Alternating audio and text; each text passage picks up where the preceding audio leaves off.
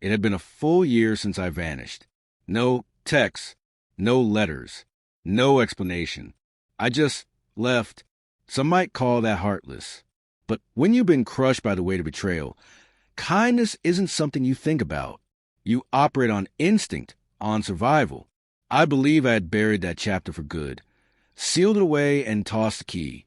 But the past has a strange way of resurfacing, especially when it wears your favorite scent, speaks your name in a voice you once loved, and reappears when you least expect it.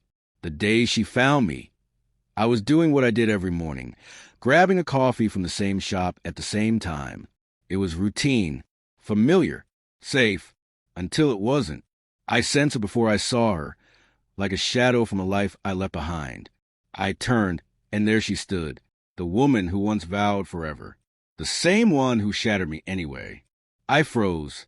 She looked different, not older in a bad way, just weathered, as if life hadn't been gentle since I walked out. I should have felt something satisfying, just a hint of vindication. But instead, all I felt was a chill. "Hey," she said, just that, like nothing had happened, as if she hadn't burned down everything we built. I stayed silent. She took a small step toward me. "Can we talk?" I stared, unsure if I was even awake. She wasn't supposed to be here. She was supposed to move on, pretend I never existed. Yet there she was, standing in front of me, eyes filled with something. I couldn't tell if it was regret or just a fear of being alone. When I finally spoke, my voice was lower than I expected. "Why now?" She blinked, gaze dropping to her hands. "I haven't stopped thinking about you, about what I did." My jaw tightened, not from anger, something deeper. A quiet kind of pain that doesn't scream, but lingers. I had lived in that silence for a year. Her betrayal hadn't been dramatic. No fights, no suspicious hotel rooms. Just quiet lies, excuses, too many late nights, and one text she forgot to erase. "I miss you already. Last night was perfect." I remember reading it, feeling my chest crack like brittle glass. That was the night I left. No confrontation, no scene, no closure. I just walked away. And now here she was, trying to stitch up a wound she had caused. "I made a mistake," she whispered. I nearly laughed. "A mistake? Forgetting your wallet is a mistake.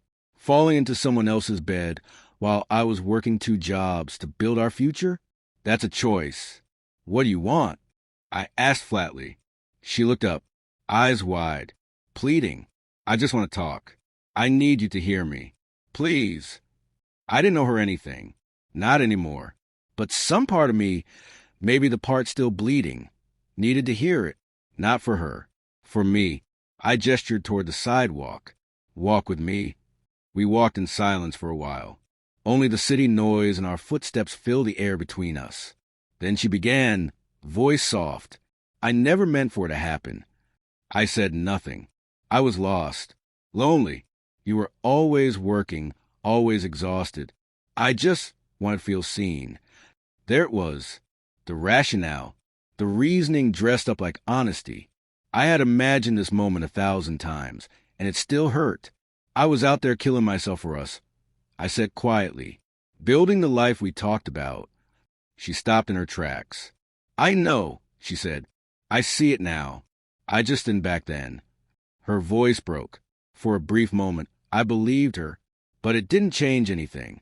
"You didn't just destroy my trust," I said. "You wrecked me." Tears welled in her eyes. "I'm sorry." I gave a slow nod. "I believe you. But sorry doesn't undo nights I spent alone wondering if I wasn't enough."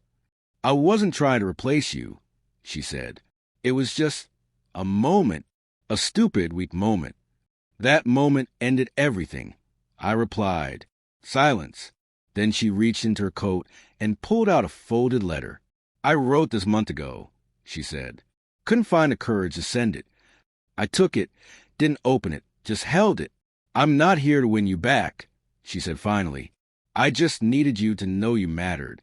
You still do." Then she stepped back, waiting, maybe hoping I'd say something, that I'd invite her back into my life. But I couldn't, because sometimes love doesn't survive betrayal. Sometimes it just dies quietly. I looked at her one last time. Take care of yourself. Her expression crumbled, but she didn't fight it. She just nodded and walked away. This time, I let myself watch her leave. No rage, no heartbreak, just peace. Because closure doesn't always come wrapped in a second chance. Sometimes it comes when you realize you were strong enough to leave and wise enough not to return. That day, I walked home feeling lighter than I had in months. Not because I forgave her, but because I finally forgave myself.